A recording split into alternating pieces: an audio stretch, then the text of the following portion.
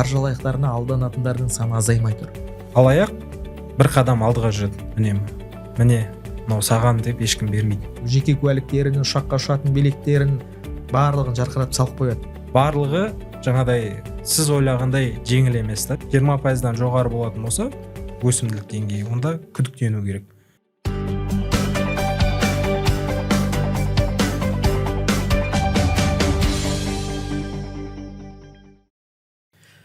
Қаржы алаяқтары күн сайын түрлі әдіс тәсіл ойлап тауып адамдарды сан соқтырып жатыр. Бірде банк менеджері болып хабарласады, бірде құқық қорғау органдарының қызметкері болады. Енді бірде күмәнді сілтемелер таратып адамдарды қақпанға түсіріп жатыр. Осылардан қорғану үшін не істеу керек? Егер қаржы алаяқтарының құрбаны болсаңыз, қайда хабарласу қажет? Оларды анықтау мүмкін бе? Қазір қаскөйлер көбіне қандай тәсілдерді қолданады? Фин подкастта осы бір өзекті тақырыпты талқылауды жөн көрдік. Бізде қонақта экономист Нұрмұхамед Маманов.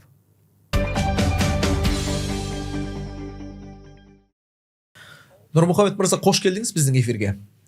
Енді 2023 жылы 44 мың қазақстандық 130 миллиард теңгеге қаржы алаяқтарына алданыпты. Бұл кәдімгі ресми статистика. Не себепті осы біздің қазақстандықтар қаржы алаяқтарына жиі алданады? Түрлі ескерту, алдын алу шаралары болғанына қарамастан. Негізі мына қаржы алаяқтары деген ол қазіргі таңда өте өзекті мәселелердің бірі. Өйткені өзіңіз келтірген деректерге де сәйкес, немесе кәдімгі қаржы мониторинг агенттігінің келтірген 20-24 жылдар аралығында қаржылық махинациялар жайлы статистикасына да сүйенсек, жылдан жылға қаржылай жаңағыдай алаяқтар, қаржылық алаяқтықпен айналысатындар өсіп келе жатыр. Яғни бұның басты себептерінің бірі ретінде жалпы қазақстандықтардың арасында қаржылық сауаттылық деңгейінің төмендігі деп көрсетсе болады. Бірнеше себептердің негізгісі ретінде.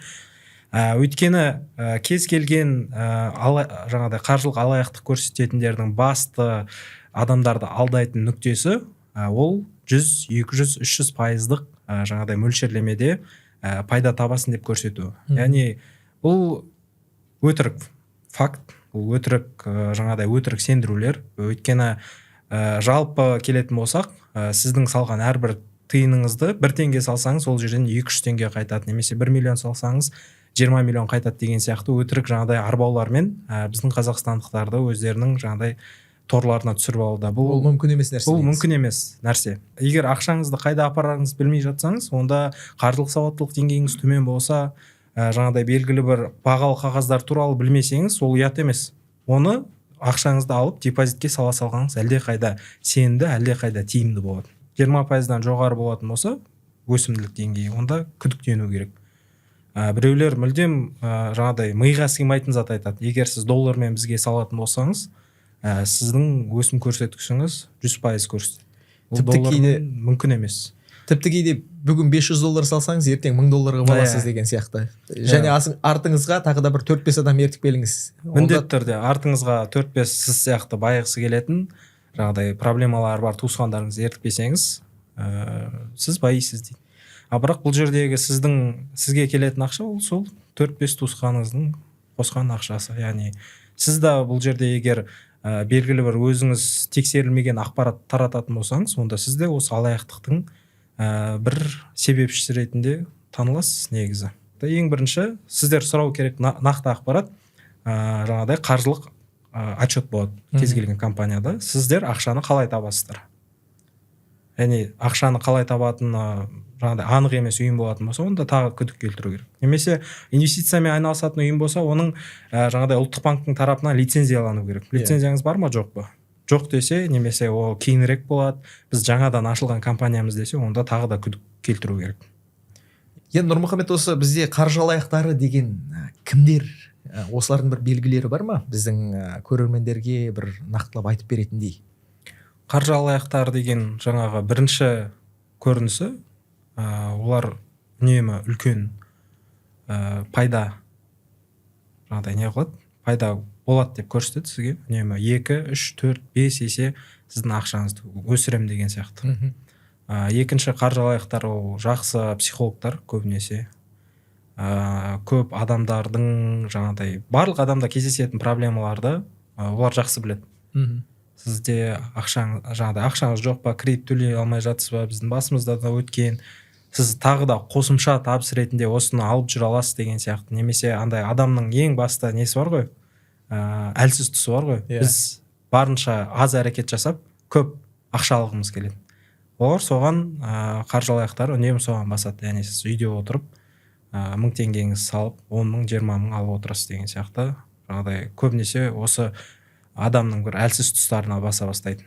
Оларда әрбір жоққа өзінің жаңағыдай белгілі бір жауаптары дайын тұрады. Сол үшін барынша көп сөйлеспеуге тырысу керек. Әрбір қазақстандық осындай алаяқтарға алданбас үшін қазірден бастап ең болмаса А деген бір әлгі әліппесі болады ғой. Соның қандай бір негіздерін білгені дұрыс?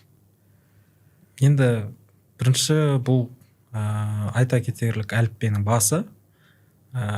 Ешкім сізге жаңағыдай ақша әкеліп бермейді. Ешкім сізге өзі ақшаны жаңағыдай қырып тауып атқан жерден міне мынау саған деп ешкім бермейді. Сәйкесінше осыны түсіну керек бірінші. Яғни ақша тапқан күннің өзінде бағалы қағаздарға салатын болсаңыз да, бағалы қағаздар туралы сіз ақпараттану керексіз.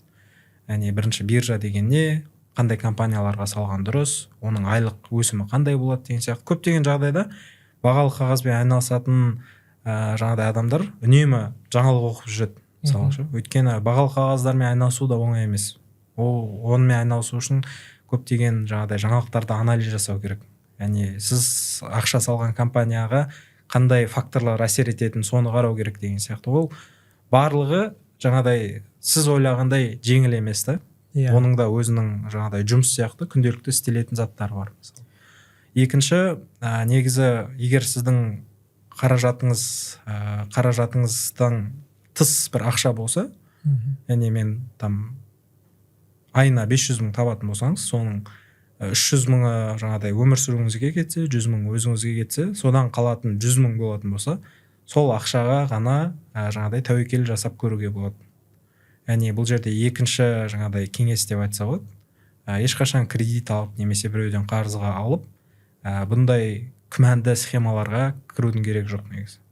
Өзіңіздің бюджетіңіздің бір 10% ары кетсе, сонымен ғана тәуекел ету керек.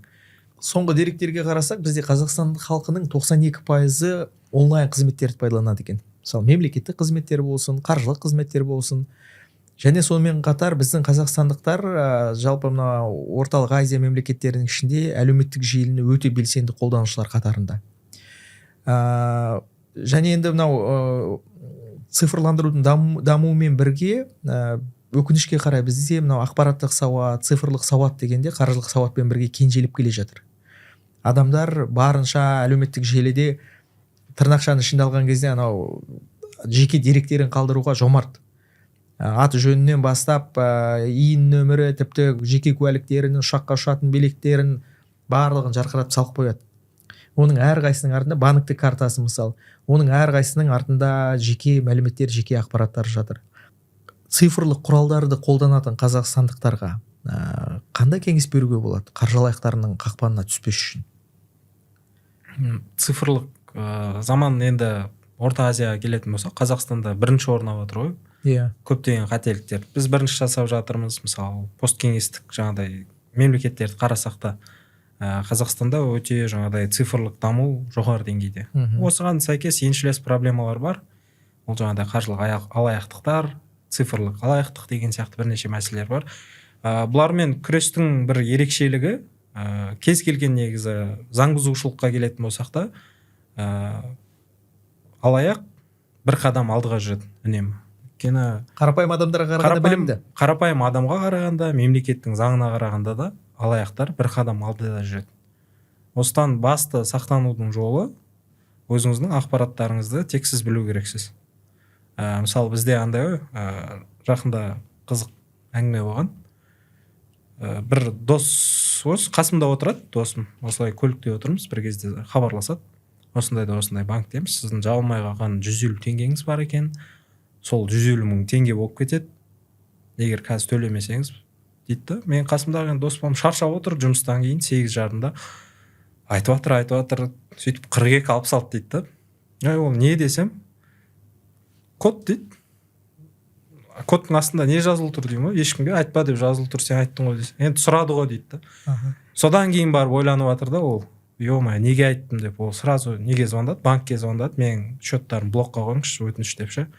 Маған алаяқтар хабарласты, осындай деп. Қайта жаңағыдай тез реагировать етудің арқасында оның ақшасы жаңағыдай өзінде қалды негізі. Көбінесе осындай айтуға болмайтын ақпараттарды біз айтуға құмар боламыз. Билетті көрсетеміз, иінімізді еркетеміз, немесе біреудің жаңағыдай реклама ашады Инстаграмда, өзіңнің атыңды, номерін жазып кетші дейді, біз жазып кете береміз еркін. Ол бізге керек па, керек емес па, ертең актуалды бола ма, болмай ма деген мәселелер бізге өкінішке орай қызықтырмайды.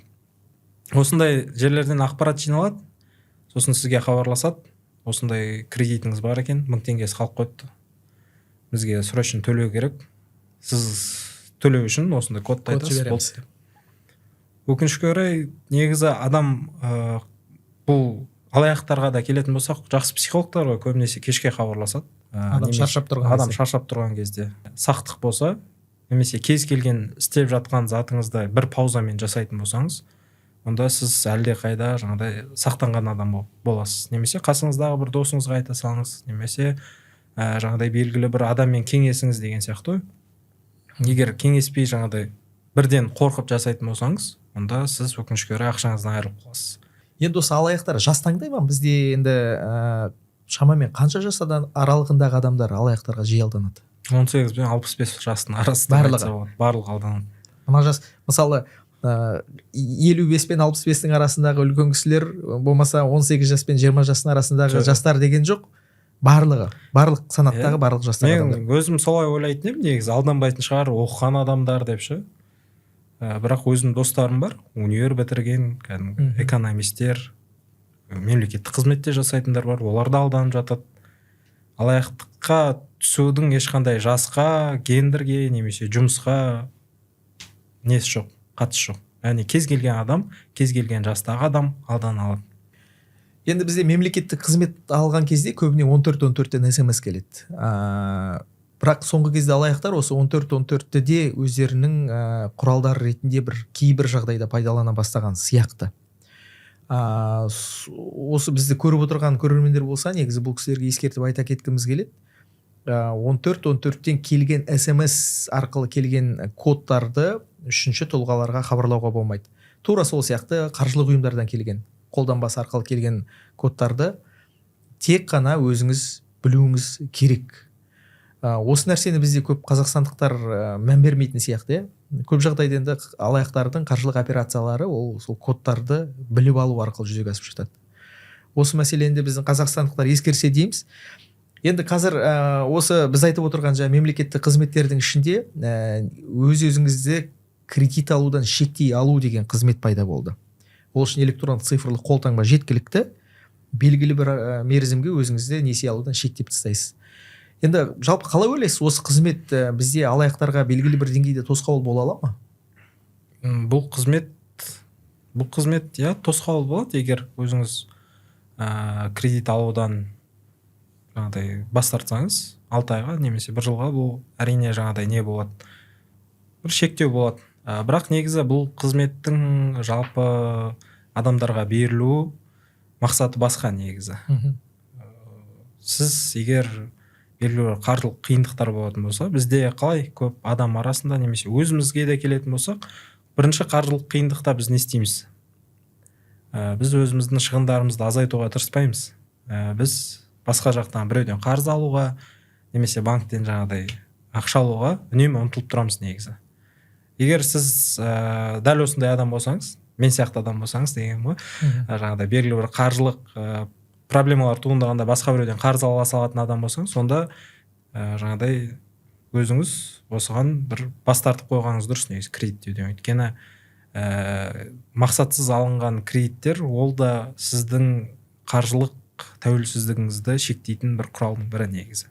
Әр адамның өзінің қаржылық немесе өмірлік бір дамуға, баюға жолы бар да, біреудің жолын біреу қайталау мүмкін емес. Сондықтан сондай бір қарапайым нәрселерге көңіл аударған жөн. Тағы да негізі мән беретін зат бұл жерде. Бізде көбінесе жаңағыдай не бар, машинамыз бұзылып қалса, белгілі бір неге барамыз, СТО-ға барамыз, ТЖО-ға барамыз, өзіміздің жаңағыдай бір жанұялық бір мастеріміз болады негізі машинаға қарай.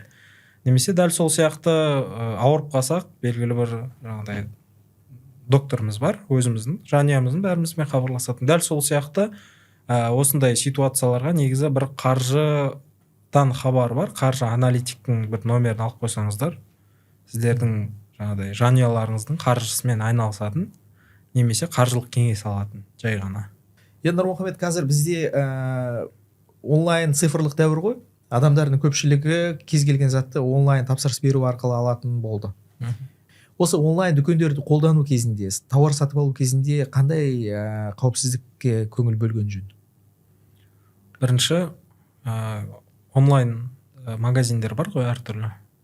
Әртүрлі магазиндермен жұмыс істей берген қате.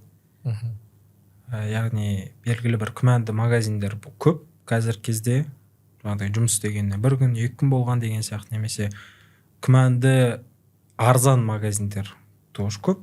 Ондай магазиндерді тексеру керек, онлайн дүкендерді қарау керек.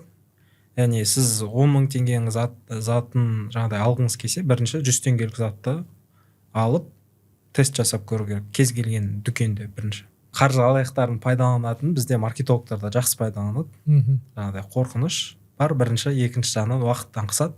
Бүгін заказ берсеңіз 399 мың, ертең заказ берсеңіз 599 мың болып кетеді деген сияқты. Бірақ оған да қатты сене берудің қажеті жоқ. Өйткені бүгін жаңағыдай жеңілдік болған затқа ертең де жеңілдік алуға болады негізі. Сол үшін асықпай, байыппен жалпы шешім қабылдау ол сізден шығу керек. Яғни сіз басқа біреуге ілесіп шешім қабылдайтын болсаңыз, онда ол сіздің шешіміңіз емес. Онлайн магазиндердегі басты бір ерекшеліктің бірі, картаңыздың номерін қалдырмаңыз. Үшінші кеңес, егер онлайн саудамен көп айналысатын болсаңыз, соған арнап бір карта ашып қоясыз. Қазір менде жеке өзім солай карта ашып қойғам. Сол картаға белгілі бір лимит қойып қойыңыз, 50 мың, 100 мың сол жаққа салып қойдыңыз, сонымен жұмыс жасай беріңіз. Яғни қаржы алаяқтарына түсіп қалған жағдайдың өзінде ол картаңыздан 100 мың теңгеңіз кетеді, бірақ мына жақтағы ақшаңыз өзіңізбен қалып қояды. Қаржы алаяқтарының қақпанына түсіп қалған адамдар не істеу керек бірінші кезекте? Бірінші, қаржы алаяқтығына түскен адам шағым жазады. Шағым жазғаннан кейін кім осы қаржы алаяғынан кім тағы да жаңағыдай жапа шеккен адамдарды іздеу керек. Көбірек адам тапсаңыз, сіздің өзіңіздің жаңағыдай проблеманың шешілу несі артады. Мүмкіндігі артады. Яғни коллективті шағым жазу керек. Ол ішкі істер органдарына. Ішкі істер органдарына. Бүгінгі сұхбатымыз тәмамдасақ болады. Сақ болыңыз, және сол қаржы алаяқтарының көбеюіне өзіңізде үлес қоспаңыз деген нүкте қойсақ болады. Рахмет. Сізге де рахмет. Бүгін қаржы алаяқтарынан қорғанудың жолдарын айттық. Олардың белгілеріне тоқталдық. Ең бастысы қаржылық әрі цифрлық сауаттылықты арттыру қажет. Сонда ғана біз интернет алаяқтардың құрбаны болмаймыз. Олардың алдауына еріп сан соғып қалмаймыз. Финподкастты қарай жүріңіз, лайк басып, пікір қалдырыңыз. Қаржыға қатысты өзекті тақырыптарды бірге талдаймыз. Бай, қуатты болайық.